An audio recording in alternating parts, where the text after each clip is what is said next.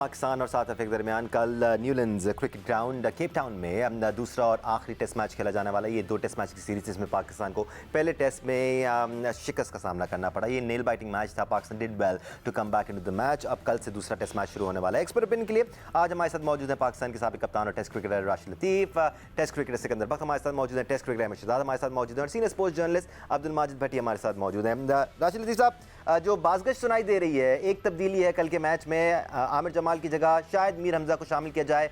हतमी फैसला नहीं है ये। नहीं, ठीक है, हतमी फैसला नहीं है। ये तो पहले टेस्ट में भी होना चाहिए था, क्योंकि हमें बॉलिंग चाहिए। इतना स्टेमिना नहीं है। खुर्रम शहजाद भी थोड़े इंजर रहते हैं, उनका इतना स्टेमिना नहीं है। पहली इनिंग्स में उन्होंने 20-22 ओवर किए, लेकिन दूसरी इनिंग में 10 ओवर किए। अब बस लंबी बॉलिंग कर सकते हैं, वो अपने आते हैं, बॉलिंग करते हैं। आमिर जमाल ने 9 ओवर किए और आखिर में 8 ओवर किए थे पहली इनिंग्स में, तो वो कैलकुलेशन बनी नहीं स्पिनर की या फास्ट बॉलर की।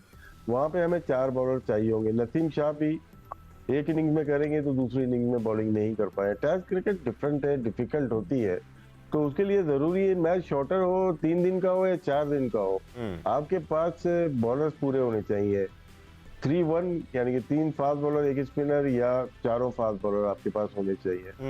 और अगर आमिर जमाल को एज ए बैट्समैन खिलाना तो एक बैट्समैन की कुर्बानी दें, फिर आप एक बॉलर की नहीं दें। वो पिछला मैच जो कॉस्ट किया, हमने बहुत सारी वजूहात हैं उस पर, लेकिन एक ये थी कि इसमें आमिर जमाल ने बॉल नहीं की। बिल्कुल, हम बेहतर बैटिंग कर सकते थे। अगर हमारे पास एक आध और अच्छा बॉलिंग ऑप्शन होता तो सिकू भाई हम शायद बेहतर इनरोड्स हासिल कर सकते थे पहले टेस्ट मैच में भी। अभी इन्होंने कहा कि आमिर जमाल ने बॉलिंग नहीं की। उसने टोटल टेस्ट मैच में, जो कि एक फास्ट बॉलर्स का मैच था, सिर्फ 9 ओवर किए and he was playing as a bowler batsman. मतलब बैटिंग उसकी बेचारी की क्या आती है।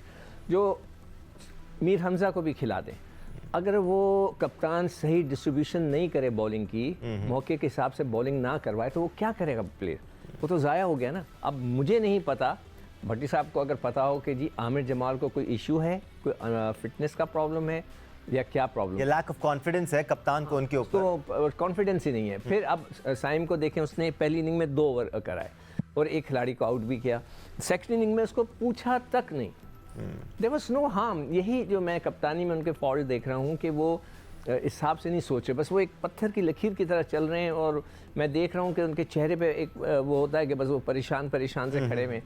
तो उनके लिए भी ये जो दानिश, मैं जो सिक्कू भाई बात करें इनका जवाब दे दूं। बात तो सच है, लेकिन बात है रुसवाई की। देखें, ये जो पीसीबी ने सिलेक्शन पॉलिसी चेंज की थी ना इंग्लैंड के खिलाफ सीरीज के दौरान, जिसमें कप्तान को अलग कर दिया था, ये मसाइल यहाँ पैदा हो रहे हैं। तो मेरा ख्याल में अगर आमिर जमाल कप्तान की मर्जी से नहीं खेला, तो अंदर लग रहा है कि कप्तान के ऊपर कॉन्फिडेंस नहीं है कप्तान को आमिर जमाल पे। लिहाजा इस पॉलिसी को रिकंसीडर करें। जब आपने अब आकिब जावेद को हेड कोच बनाकर उनको सिलेक्शन में इन्वॉल्व किया हुआ है, तो व्हाई नॉट पाकिस्तान कैप्टन?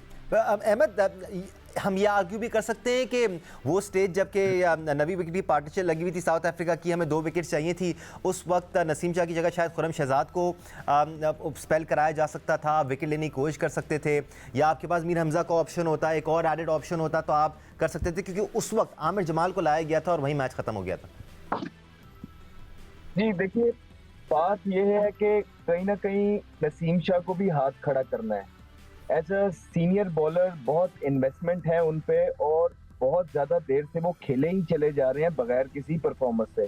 ठीक है, तो अगर तो हमारे ये जो प्लेयर जिनको हमने अपना एस प्लेयर बनाया हुआ है, वो परफॉर्मेंस नहीं कर रहे 1.5-2 सालों से, तो कप्तान भी क्या करे या कोई और भी क्या करे।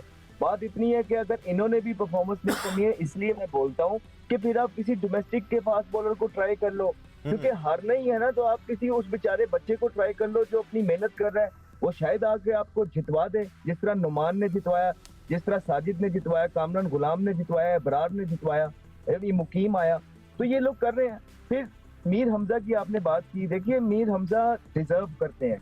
मीर हमजा परफॉर्मेंस करें ना करें, ये बात की बात देखी जाएगी। मीर हमजा की जो डोमेस्टिक के अंदर परफॉर्मेंसेस है और जितना दिल लगा के उन्होंने डोमेस्टिक को इज्जत दी है, वो अपने चांस उन्होंने अर्न किए हैं। तो जो बंदा इतने फर्स्ट क्लास मैचेस खेल के जिसने इतनी परफॉर्मेंसेस की और उसे चांस ना मिले, फिर हर साल आके करता रहे।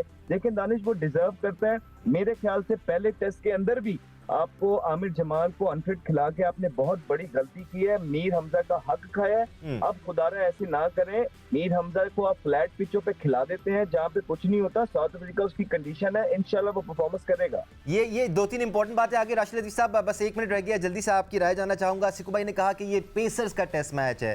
अहमद कह रहे हैं ऐसी जगहों पर खिलाना जरूरी है जहां पर आप यूटिलाइज कर सकते हो उनको, तो बनता है कल मीर हमजा का खेलना।